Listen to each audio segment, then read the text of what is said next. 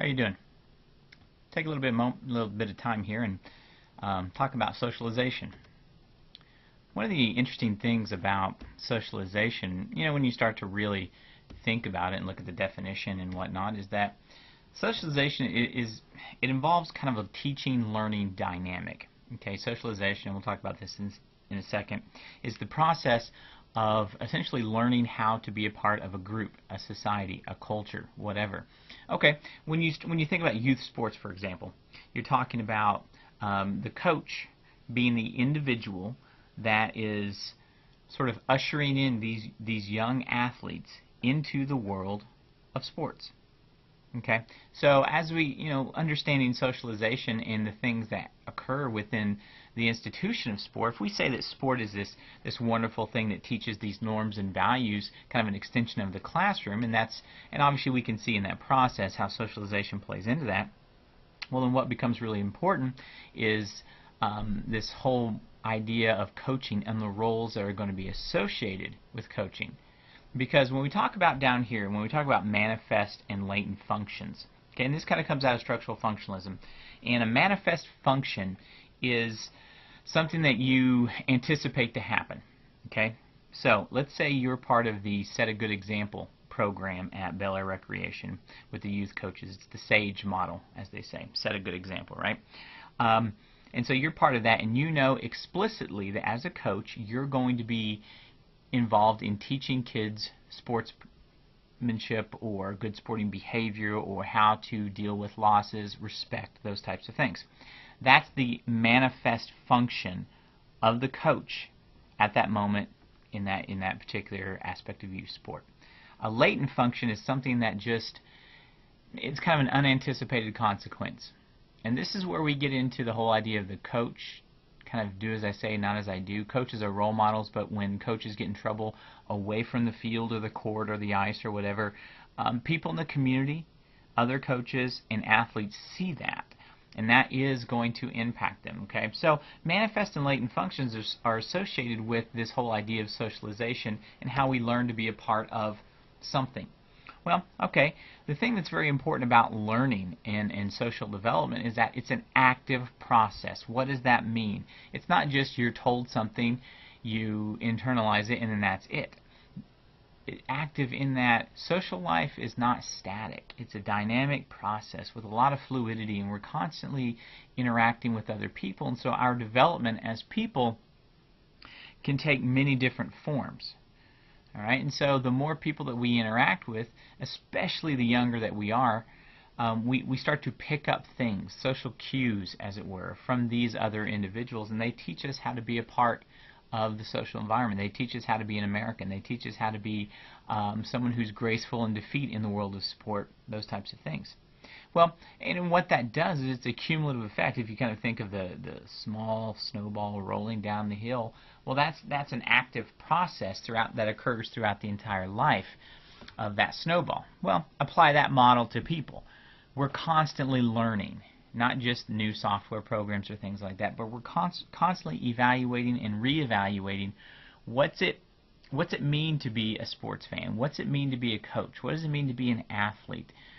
Who says I should do this and that? You have all these different expectations. Socialization is the basic process, idea, concept that's talking about those things, those occurrences, and those interactions.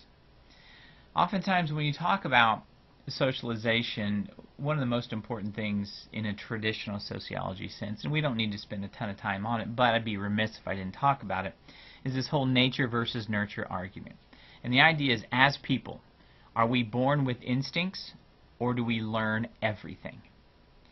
Now, this is kind of one of those things that it's both, it's neither, however you want to look at it. Psychology says one thing, sociology says another. You may have your own personal opinions and viewpoints, and it's not necessarily crucial for what we're doing. We as humans, we have instincts, we know that.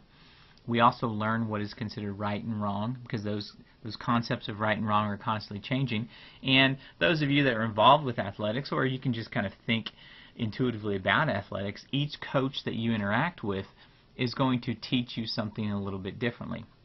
because people aren't the same. So it's going to be a little bit of this emphasis on nurture for us, because it's about the environment.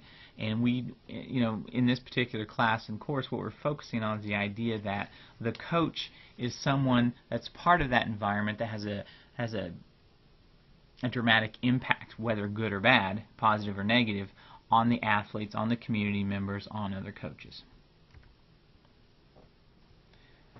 These theories that are associated with socialization, I think are very interesting, because they're pretty simple. Social learning is the whole idea of kind of positive, negative reinforcements, classical conditioning, that kind of thing. And it's kind of interesting because this is where we start talking about role models. And Pat Forde was writing for Yahoo News, and he brought up, and he was talking about college basketball coaches. And he was talking about coaches' on-court behavior and how we are doing athletes, society, and coaches a disservice, because we as fans, we as media, what do we always say when a coach just absolutely goes ballistic on the sideline? Well, he or she is emotional, right? It's an emotional game. Yes, well, so is working in the military. So is working in the criminal justice system. So is being a teacher. So is, think of all the variety of occupations you all are going to go on and be a part of. They're emotional and they're stressful. But you can't flip out. If you were to grab, one of your employees by the scruff of the neck, or to yell at them, or curse at them, or belittle them, you're probably going to be fired. But not all coaches are. And so you have this cycle of behavior that a coach is treated like that when they're an athlete growing up, so they become that kind of coach. And nobody tells them they cannot do that. Now, what we're trying to do is with, the men's basketball coach at Rutgers, who was fired because he was, using homosexual slurs. He was physically pushing, pulling, grabbing his student athletes. He was also throwing basketballs at their head, at their legs, at their torso, that kind of thing. Well, in fact, while he was even put on, 3-game suspension and anger management classes and a fine, it wasn't until Outside the Lines on ESPN did one of their pieces on his behavior that he was ultimately fired. All right, so when you're trying to, in social learning is talking about that process of trying to decide what is good and what's bad for everything, and there's a whole conditioning based process for that. When you as a coach, if you're one of those coaches that runs up the score, a couple years ago, the Dallas girls basketball coach, they beat the team that they were playing by over 100 points, and they were still taking 3-point shots with 2 or 3 minutes left in the game, and he took a lot of criticism for that. And he was talking about, well, I'm teaching my girls a lesson, and the other team needs to know that you're supposed to play till the whistle, that kind of thing. Put your best behavior and your best effort forward at all times. Well, whether it's good or bad, someone probably learned from that. We're hoping that a lot of people learned that that's not how you're supposed to do it, but some people are like, okay, that kind of makes sense. All right, now you juxtapose social learning with social communication, which is exactly what it sounds like. It's basically transmitting stuff, and that's an academic term, stuff. Okay, information, ideas, attitudes, mental states. We're talking primarily about emotions and emotional reaction, things like that. But what's really interesting here is the verbal versus the nonverbal forms of communication. We know that if you check social psychology sources and linguistics and things like that, that anywhere between 60 and 70% of the communication that we engage in throughout a day when we're talking or interacting with people is nonverbal. It's not necessarily the words that I'm saying, the words that are coming out of my mouth. It's how am I saying it? It's tone, it's intuition, or intonation. It's how am I standing? Do I act? Am I rolling my eyes? Those kinds of things. And how a coach carries themselves on the sidelines. I remember I was doing some research for a grant. Oh gosh, it seems years ago now, and it was looking at community college softball. And so I traveled one one spring all over the state of Kansas, going to all these different tournaments and all this kind of stuff. And I was struck by one coach for a particular team in school. And I saw them in every tournament that I went to, and they were getting absolutely just blown out every single game. And I'm talking like, 15-2, 10-0, that kind of thing. And I always found it kind of interesting. Art was the coach's name. He would sit there in one of those 5-gallon plastic buckets turned upside down so he could sit on it. And he would just sit there, and he had roughly 4 phrases that he would say as he clapped his hands. Keep your eye on the ball, nice job, good effort, stay in there, those types of things. And it wasn't necessarily what he was saying, because what he was saying is tried and true in terms of mantras, and are associated with positive reinforcement, or associated with positive goal achievement and the maximization of performance from a sports psychology point of view. He was saying all the right things, but my man was just sitting there, and he looked checked out. And if you looked at there wasn't a dugout, these were just basically benches, but if you looked at the team sitting there, they checked out as well. Now, they had quite a bit of fun off the field, and every time I saw them at wherever, they were interacting, they were doing wonderful things, and so I finally got a little curious, and so I was talking to the coach about some things, and it came out in the conversation. He's like, "Yeah, I'm not really a softball coach." And I'm thinking to myself, well, okay. He's like, "I was hired as a basketball coach, and they threw this into my contract that I was also supposed to coach softball." Okay, so now he has very little information, a reservoir of knowledge to draw from. Think of ideas and attitudes. His attitude is one of, let's say, apathy, because he wasn't negative. He was a pretty laid-back cat, and he just kind of went out there and did his thing, and they would go and they'd lose a game, and then they would go to McDonald's, and they would drive home, and it was good. All right, but the laissez-faire attitude, it translated to the team, except there was one player. She was the catcher, and she was pretty good too.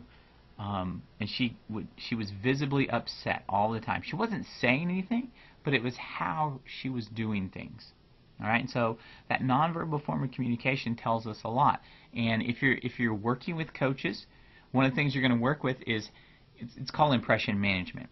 All right, how are you going to manage the fact that other people see you, and how often do you do that process? Well, it's not just, unfortunately, as we think of modern sports and stuff, the coach is a role model 24 hours a day. So, if you're standing in line at a burger joint and you get upset because they screw up your order, and you just go ballistic on the 17-year-old cashier who had nothing to do with everything, and people know you're a coach, all of a sudden you're just communicating something to them. All right, and so there's a lot of social communication, and not just the ways we go about it, but it tends to be associated with the expectations, and that's how socialization really ties this stuff together. Well, as you start thinking about socialization as this process, it's very interesting because it starts with society and the group, and eventually it manifests itself in one person. You as an individual have decided to become a coach because you believe X, Y, and Z. Or you've decided not to become a coach because X, Y, and Z. All right? Well, this whole notion of the self, who we are as an individual, it's very important, and it relates a lot to this process of socialization. Because who you are as an individual is constantly, when we talk about social development, we're talking about the individual developing through a variety of experiences and whatnot. All right? Well, functionalism is saying that bettering the individual, giving them skills, helping them integrate into the larger value system, that's sort of the basis for youth sport programs. You learn about competition, about respect, about authority figures, that kind of thing. You learn about good sporting behavior. You learn about physical fitness and fun. I guess it's one of those things we ought to talk about with youth sports. There's supposed to be fun there. There's supposed to be enjoyment. Well, sports psychology speaks of things like self-efficacy and self-confidence. And self-efficacy is talking about whether you can how effective or impactful you're going to be with a particular task.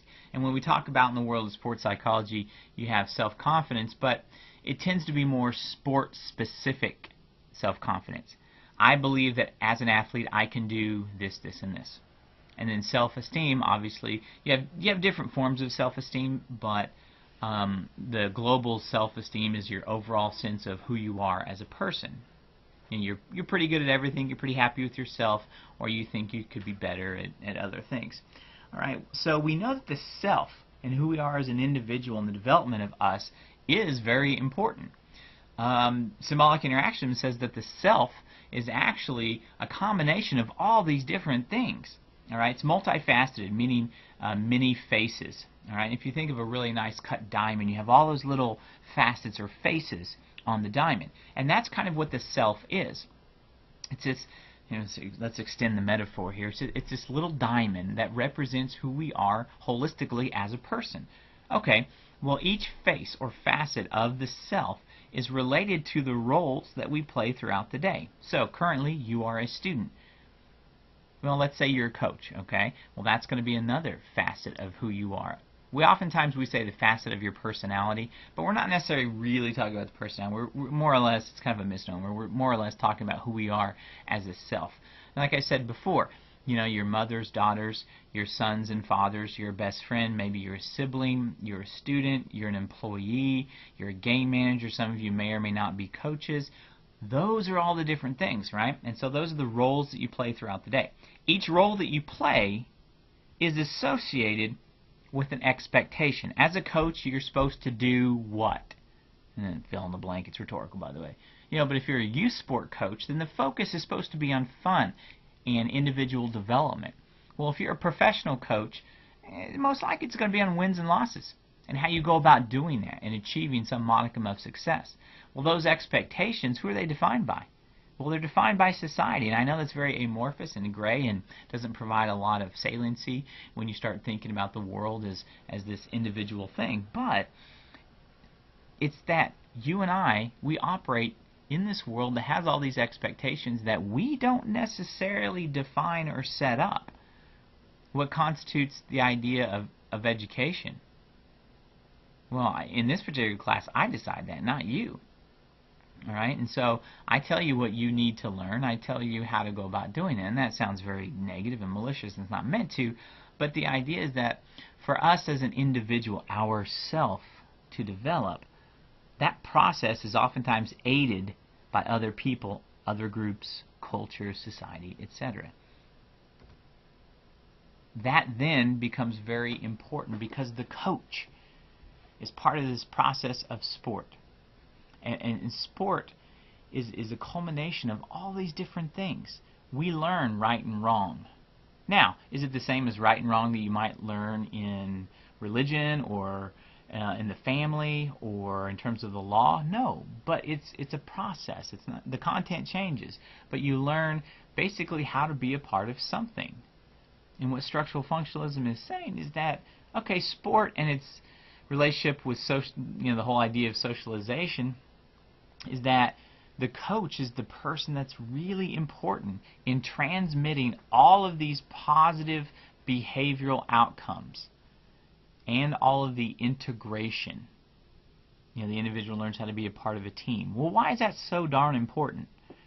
Well, because if you go and work in the business environment, which is so common within this sort of quasi-capitalistic enterprise that we have going on here in the United States, you need to learn the concept of an individual, because we're a very, very individualistic culture, but you also need to learn the concept of how to be a part of something larger. Okay, and so it's sort of incumbent upon the coach to help that individual learn. Now, the internalization model is just basically at some point the individual picks up on all the messages from the coach or from sport. Truthfully, we don't know a whole heck of a lot about the internalization model because you have all these ideas that are floating out there in society, and sometimes they click with people and they click differently or at different times as compared to other people. Many people believe, many coaches believe, that their job is to help develop people, and the way that they do that is through this arena of participating in sport. You have all these different values that you can learn. A few years ago, at the college level, you had this movement that was started because you have student athlete, right? That little moniker. And these coaches were advocating for changing the name to teacher coach. And they wanted it to get back to a model where coaches explicitly were involved in education. Now here's, up in Canada, a coach has to be associated with education, either as a teacher or as somehow associated with the research process. So they have to do research, and they have to make their student athletes available to researchers, that kind of thing. It's a very different view than what we have here. One's not better or worse than the other, but you have a lot of people that were advocating, these were coaches that were advocating that, hey, look, we're teacher coaches, and we want that moniker so that it gives more clearly defined expectations of what it is that we're supposed to be doing. As a college coach, this is the age-old question. What's your job? Win? Yes. Graduate players? Yes. And according to the NCAA, to help develop young men and young women to be productive members and leaders in society. That's a lot. That's a mouthful. That's a lot in terms of expectations. And we full well know there are a lot of coaches that are not living up to that particular idea. And so the internalization model it's different for everyone. This is not something that you can tell everyone this is the timeline that we're working on, because people develop and people understand and people cognate differently at different times based upon different worldviews and experiences. What we do know is from, again, functionalism, it's that sport it's a good thing. Now keep in mind, remember kind of a brief review, functionalism says, okay, society, we're looking at it from an overall big point of view, the macro orientation, as they say. And the idea is that these institutions in society, be it business and economics, government, the polity, marriage and family, sport, physical activity, these institutions are there for a reason, because they provide something. They have an essential, dare I say, function in society. So that means sport, from this point of view, has all of these positive effects. All right? Identity development, you're providing new experiences, you're helping develop relationships, you're helping integrate and understand values, you're providing, opportunities to interact with people, and therefore you're going to extend your network, and this network is probably going to extend beyond the scope of just sport. And oftentimes, from this functionalist point of view, when we're trying to answer this question, how does the coach facilitate this process? Well, the coach needs to be actively involved, and we'll talk about it a little bit later in the semester, how you can develop a coaching philosophy that really helps to explicitly articulate a lot of these different things. So, where do we go from here? You have some coaches that believe education in a variety of different forms is the way to do it. Others say, it's more about learning the game, and then through the game maybe there are going to be some inherent lessons that can be applied to life. Others say, hey, what we need to do is we need to amalgamate those and say that we're going to teach individual responsibility. I know a guy who has a youth football team that he's a head coach of, and every week during practice they would have one word. It was a word of the week, and this word represented something, some sort of value or idea, respect. Okay, and so throughout that week they would stress respect in a lot of the different things, the activities and the exercises and the practice things that they did. They would try to relate it to something larger. This was someone who believed that you should engage in development of these young kids, these young boys, via the game of football. I'm not saying there's right or wrong, but these are some things that are currently going on in the field in terms of how to understand, sport studies, sport science, sport management, whatever you want to call it. A lot of people finally realize now. It took a long time, but the coach is someone really important. It's not just this stereotypical, guy who's yelling through a microphone at people and yelling cliches and stuff like that. Sometimes that's true. But this is a very, very important role in society, and one that has a dramatic impact on student athletes everywhere.